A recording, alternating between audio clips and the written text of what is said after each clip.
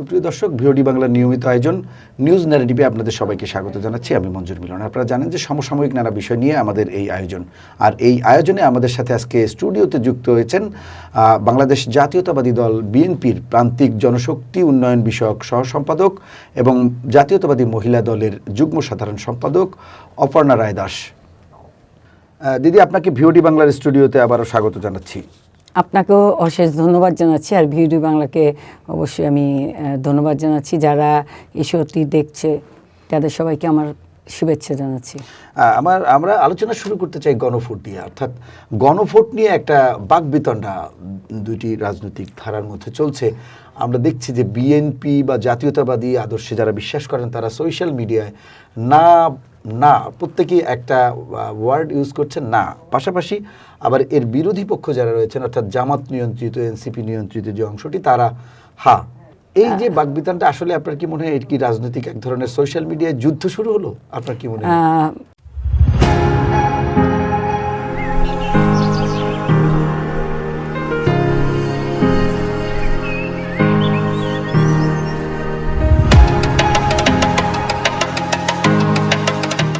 এটা আসলে সামনে আমরা যেটা চেয়েছিলাম যে একটা সুষ্ঠু নির্বাচনের মাধ্যমে আমরা একটা নির্বাচিত সরকার, যেটা আমাদের জাতীয়তাবাদী দল বিএনপি বিশ্বাস করে এবং যারা গণতন্ত্রকে বিশ্বাস করে তারা সেটাই চেয়েছে।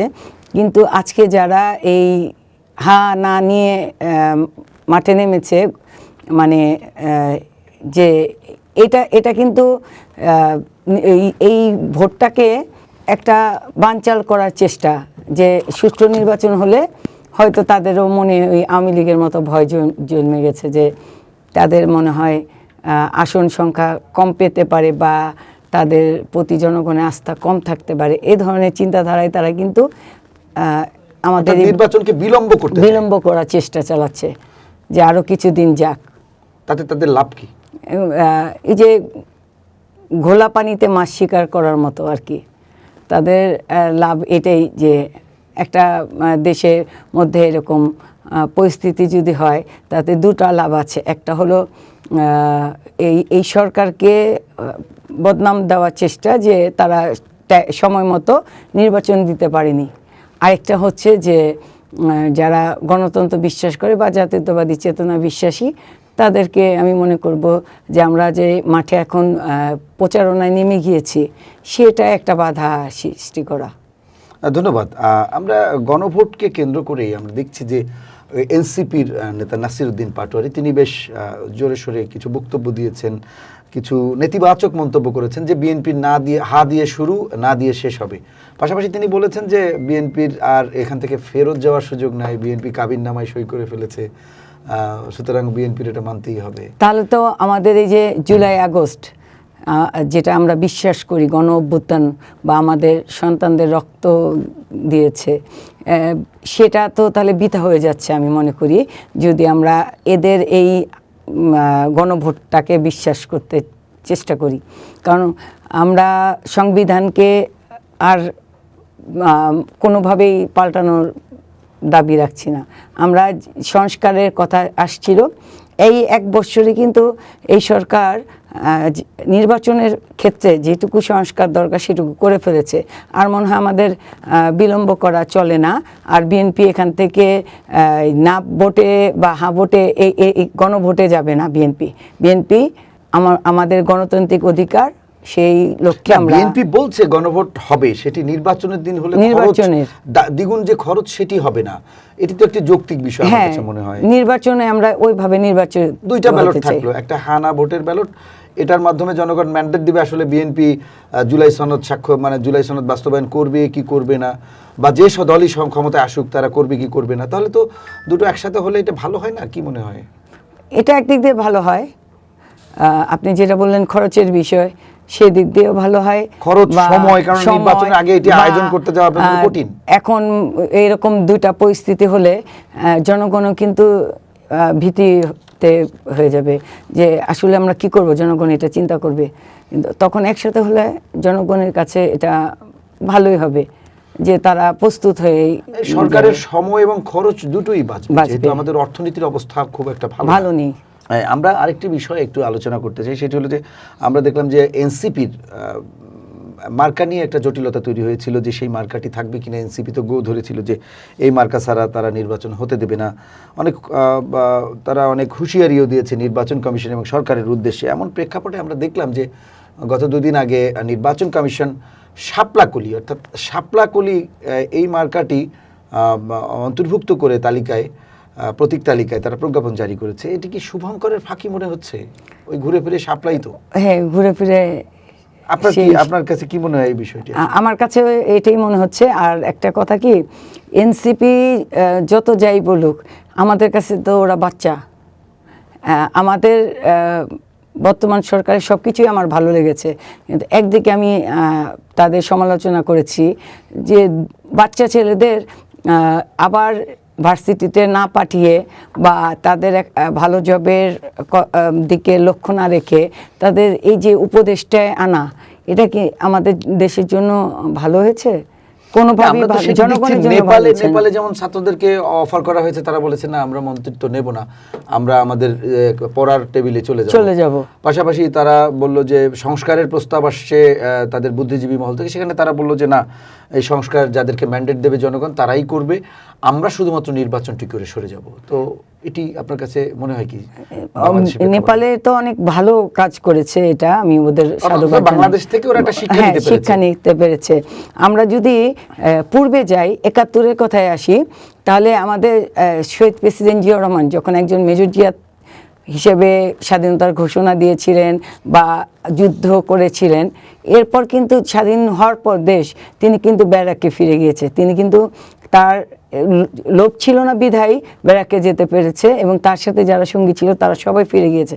তারা ইচ্ছা করলে কিন্তু একটা সরকার গঠন করতে পারত। আজকে আমরা ৯০-এর আন্দোলনে আমরা যারা ছাত্র নেতৃত্ব দিয়েছে বা আমরা ৯০ আন্দোলন করেছি, স্বৈরাচার বিরোধী আন্দোলন, আমরাও কিন্তু সেই চিন্তা করি নেই যে আমাদের এমপি বানাতে হবে বা আমাদের মন্ত্রী করতে হবে। আমরা কিন্তু একটা দেশের ভালো কাজের লক্ষ্যে আমরা আন্দোলন করেছি ছাত্ররা। আজকে আমাদের বয়স হয়েছে, আমরা অনেক বয়স হয়ে গিয়েছে রাজনীতি। আজকে আমাদের বাচ্চাদের থেকেও ছোট তারা বিএনপিকে নিয়ে কটাক্ষ করে কথা বলে, এটা নিয়ে আমি নিন্দা জানাচ্ছি। এই এনসিপির বাচ্চা ছেলেরা বড় বড় দলকে নিয়ে অনেক মজার কথা বলছে, এটা ওদের মুখে মানায় না, কারণ ওরা অনেক ছোট, ওদের শিক্ষণীয় অনেক কিছু আছে। এই মুহূর্তে তারা রাজনীতি না শিখে, বা তারা বলেছিল যে তারা সব লোভের ঊর্ধ্বে। আমরাও ভেবেছিলাম যে ছেলেগুলো আন্দোলন করছে আমাদের সাথে পাশে থেকে, হ্যাঁ, তারা মনে হয় লোভ লালসার ঊর্ধ্বে। কিন্তু পট পরিবর্তনের পর ৫ই আগস্ট আমাদের এই উপদেষ্টা আসলো বাচ্চা ছেলেরা, এবং এখন তারা দল গঠন করে আমাদের সাথে নানা রকম দাবি জানাচ্ছে বা আমাদের নির্বাচনটাকে পিছিয়ে দেওয়ার চেষ্টা চালাচ্ছে তারা। এটা একটা ষড়যন্ত্র আমি মনে করি।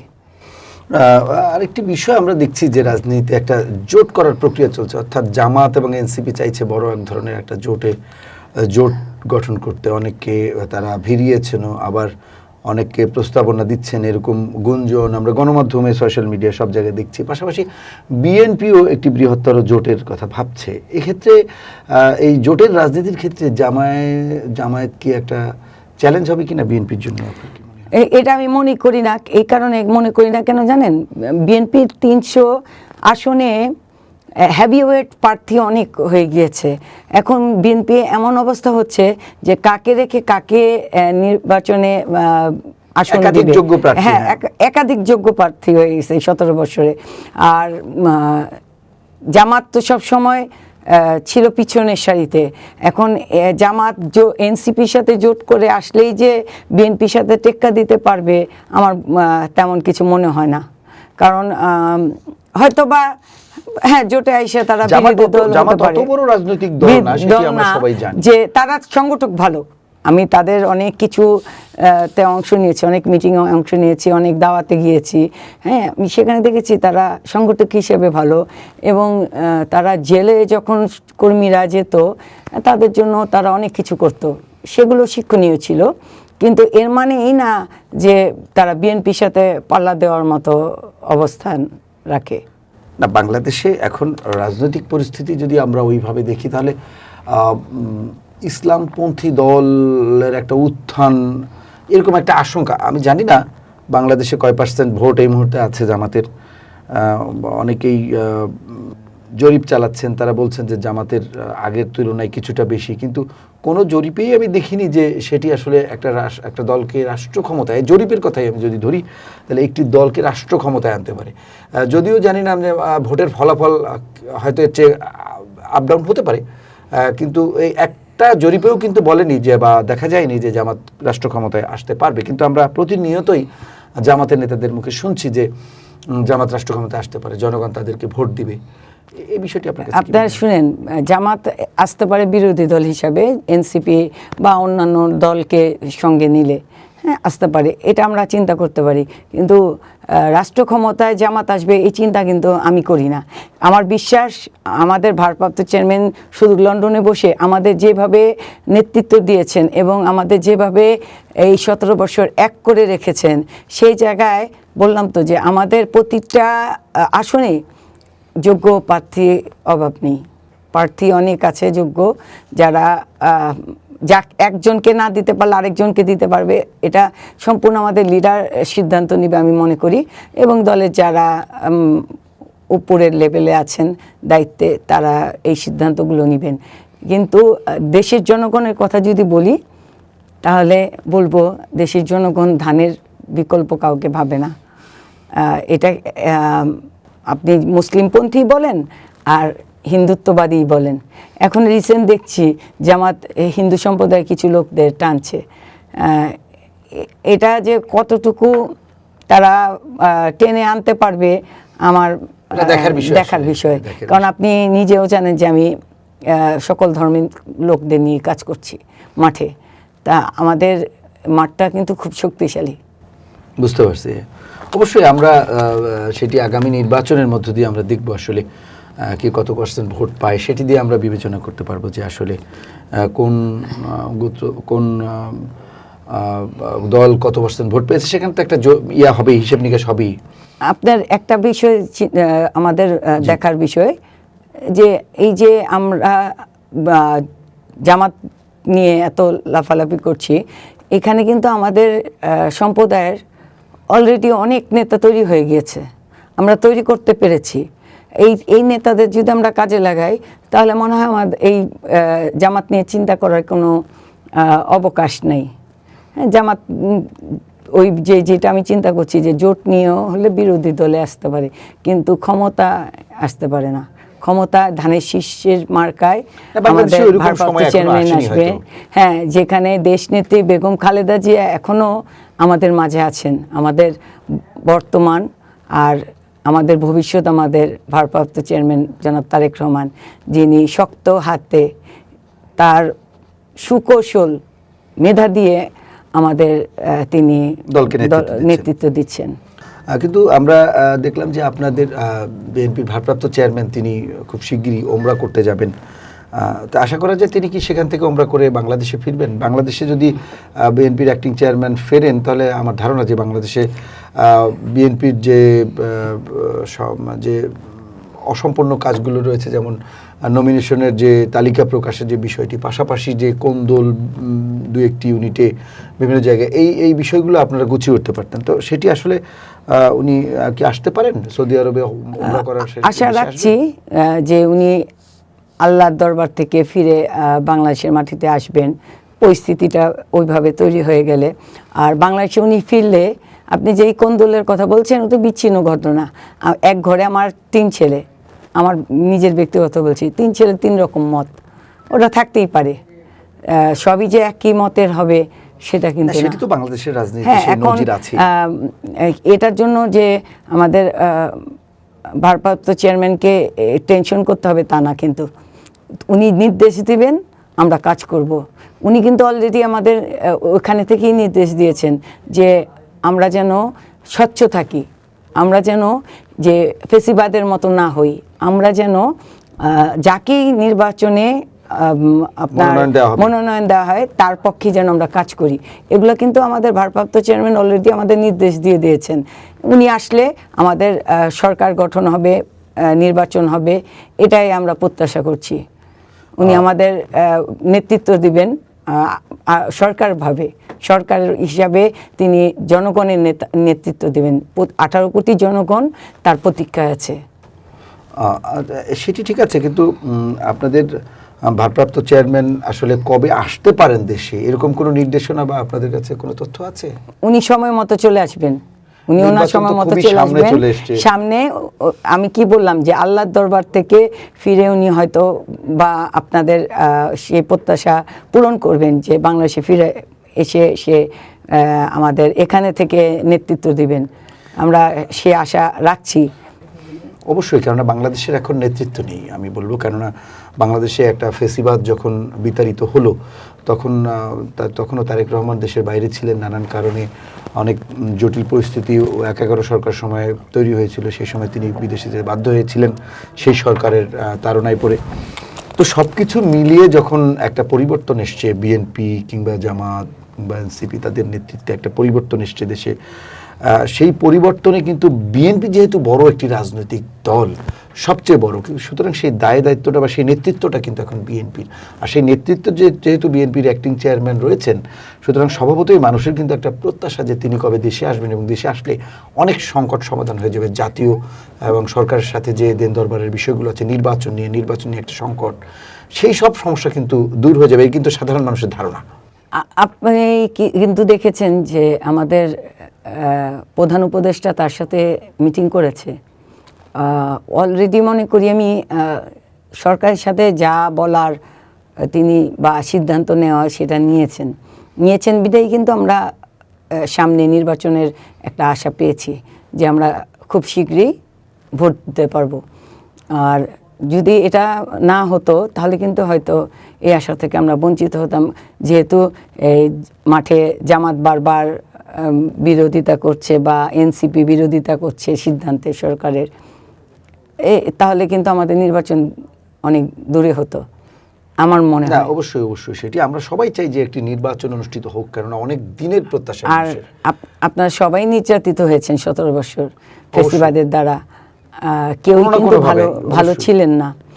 এখনো পর্যন্ত আমরা কিন্তু আমাদের সাংবাদিকদের হত্যার বিচার পাইনি। আমরা চাই যে একটি নির্বাচিত সরকার আসলে সেই বিচারটা পাবো। অবশ্যই। হ্যাঁ, এই কারণে বলছি যে বাংলাদেশের জনগণ একজনের আশায় আছে, সেটা হলো তারেক রহমান। জনাব তারেক রহমানের বিকল্প আর কেউ নাই। আপনাকে ধন্যবাদ। আমি একেবারে সবশেষ প্রশ্ন, এই যে পরিস্থিতি তৈরি হয়েছে, আমরা দেখছি যে জুলাই সনদ স্বাক্ষর নিয়ে বিএনপি কিন্তু এখন জুলাই সনদে অনেক কিছুই নাই বিএনপির প্রস্তাবনায় যেগুলো ছিল, সেটি বিএনপি সরকারকে বলছে যে এটি এক ধরনের প্রতারণা। এই বিষয়ে আপনি কি বলবেন? তাহলে বিএনপির সাথে যে নেগোসিয়েশন বলবো না, যে আলাপ আলোচনা, যে সংলাপের বিষয়টি ছিল স্বাক্ষরকে কেন্দ্র করে, আমরা দেখলাম যে বিএনপিও সেখানে স্বাক্ষর করলো অবলীলায়, তার পরবর্তীতে এই মুহূর্তে এসে বিএনপি প্রতারণা বলছে। আসলে এখানে সমস্যাটা কিছু তো একটা ফাঁক রয়ে গিয়েছে। আপনি সাংবাদিক, আমি জানি না আপনি সেখানে উপস্থিত হতে পেরেছেন কিনা। আমাদের যারা এই সাংবাদিকতা লাইনে আছেন, যারা নেতৃত্ব দিচ্ছেন, তারা কেউই সেদিন জানতে পারেনি যে সেদিন একটি জুলাই সনদ স্বাক্ষর হচ্ছে। এটা কিন্তু আমাদের জন্য ব্যর্থতা বলেন বা বেদনা বলেন, দুটাই। হ্যাঁ, আর প্রতারণার কথা আসছে এখানে, অনেক কিছু নাই বিধায় কিন্তু মানে সরকার প্রথমে বিএনপির সাথে আশ্বস্ত করেছে বিষয়টা এরকম কিনা যে হ্যাঁ এই বিষয়গুলো থাকবে, পরবর্তীতে রাখতে পারেনি তারা। এটা অবশ্যই আমাদের জন্য কষ্টদায়ক। এটির আসলে সমাধান কি? কারণ বিএনপি তো সরকারকে আস্থায় রাখতে চায়। আমরা এখন এই মুহূর্তে এই জুলাই সনদকে পরিবর্তন করলে আমাদের সন্তানরা যে রক্ত দিয়েছে সেটা বৃথা হয়ে যাবে বা কলঙ্কিত হবে, সেটা কিন্তু বিএনপি চায় না।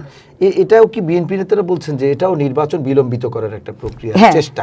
অবশ্যই। তো কেননা এটা বিএনপি আবার প্রেসার ক্রিয়েট করবে, আবার বলবে এটাকে আবার চেঞ্জ করতে হবে, তাতে নির্বাচন পিছিয়ে যাওয়ার এটা এইভাবেই কিন্তু নির্বাচনটাকে যত পিছিয়ে নেওয়া যায় সেই চেষ্টা চালাচ্ছে একটি মহল, যারা দেশের মানুষ তাদের পুরোপুরি চায় না সেইভাবে, তারপরও তারা চেষ্টা করছে যে যদি পিছালে মানুষের মনে তাদের জায়গা হতে মানুষের মনের জায়গা কিন্তু এত মানে সহজে আমরা হয় না। আমরা ছোটবেলায় যখন আমাদের পড়ালেখা কমপ্লিট হতো না, সিলেবাস কমপ্লিট হতো না, তখন জানতাম যে পরীক্ষা যদি এখন দিতে চাই তাহলে ফেল করব।